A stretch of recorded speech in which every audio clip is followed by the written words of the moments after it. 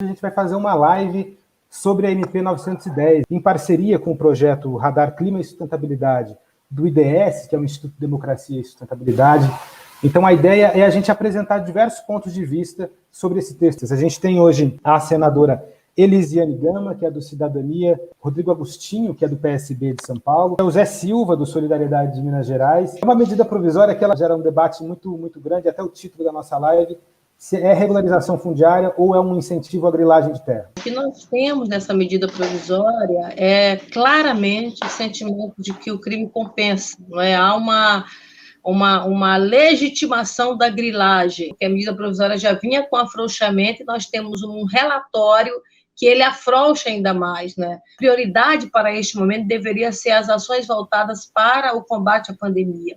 Então, qualquer legislação que fosse polêmica, e essa é uma legislação polêmica, e toda legislação polêmica requer o envolvimento da sociedade, o debate, a exaustão da sociedade com audiência pública, não poderia, não deve ser colocada na ordem do dia. Uma mensagem que o Brasil precisa dar ao mundo de que a regularização fundiária tem que ser uma política de Estado e que ela não venha incentivar que o crime compensa, incentivar a grilagem.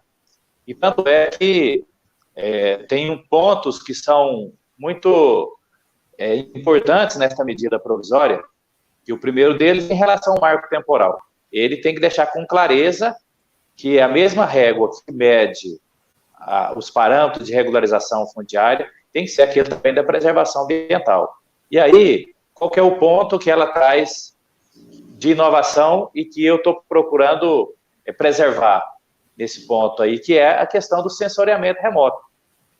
Já existe tecnologia. Então, se eu posso fazer isso para regularizar, eu tenho que fazer isso também para conseguir conciliar a utilização da terra para a sobrevivência, para a geração de emprego e renda, e, ao mesmo tempo, a preservação ambiental. Esse é o nosso grande desafio. Então, o marco temporal, eu não vejo por que fazer uma mudança, sendo que eu já tenho ele com clareza no Código Florestal, na 13.465 e na 11.952. Já há um consenso desse marco temporal permanecer o que existe hoje, com a legislação. A maior parte hoje do desmatamento que nós estamos tendo no Brasil é provocado por grilagem em terra pública. Não dá para ficar mudando regra fundiária todo ano, não dá para você titular uma terra, e você regularizar uma terra, simplesmente comprovando que a terra foi desmatada, né? Sem que haja nenhuma comprovação de que a terra está efetivamente sendo usada para a agricultura. Fico contente agora com a fala do deputado Zé Silva de que o marco temporal será garantido, será mantido, que não haverá alteração no marco temporal.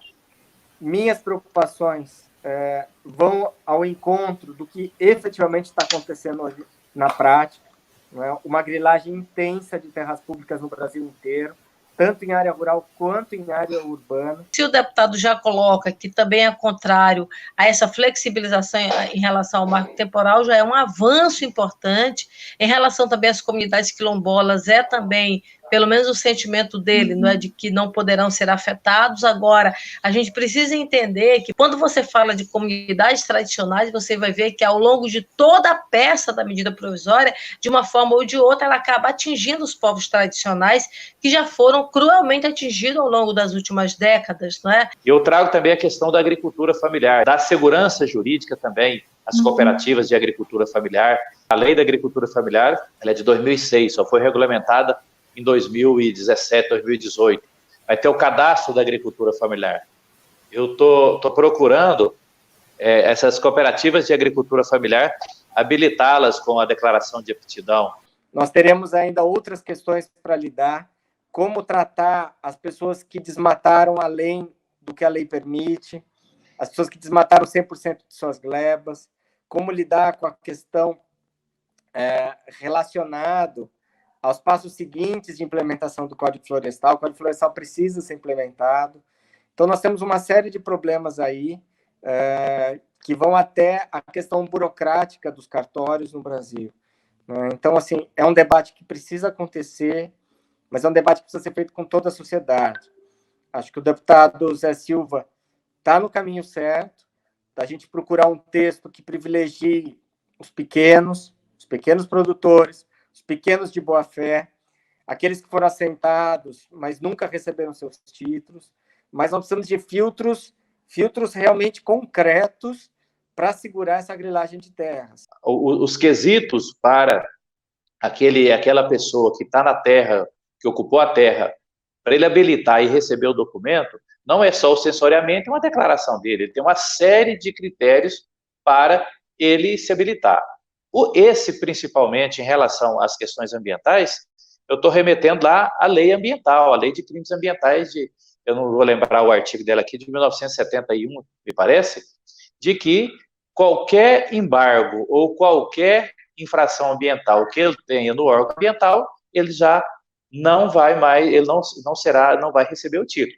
E outros quesitos de documentos pessoais, por exemplo, se ele já foi regularizado, assentado, ou se ele já foi beneficiário de qualquer ação de regularização fundiária, ele não vai poder novamente.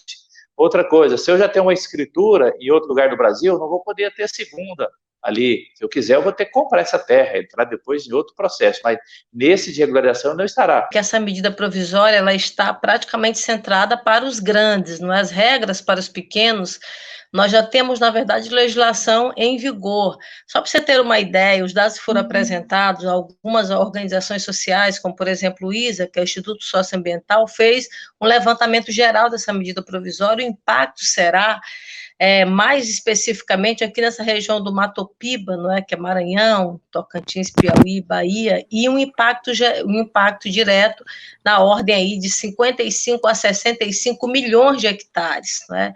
Isso é muito sério, muito grave, porque a gente acaba vendo, por exemplo, nos últimos tempos, um avanço muito grande de desmatamento no nosso Brasil. Eu, particularmente, acho que só vota se tiver um texto consensual, e mesmo assim, acho que muita gente vai ficar desconfiado de possíveis vetos, então a gente consegue um texto bom agora, e parte desse texto acaba sendo vetado, enfim, então as pessoas ainda têm muito medo, né? Então vai ser muito difícil ter um acordo em relação a isso.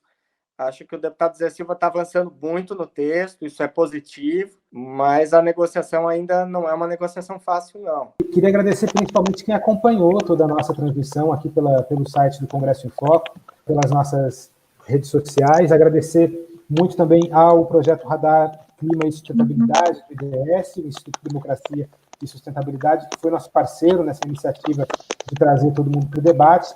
E acho que logo mais tarde o debate já se intensifica com a apresentação do relatório. Muito obrigado pela participação de todos.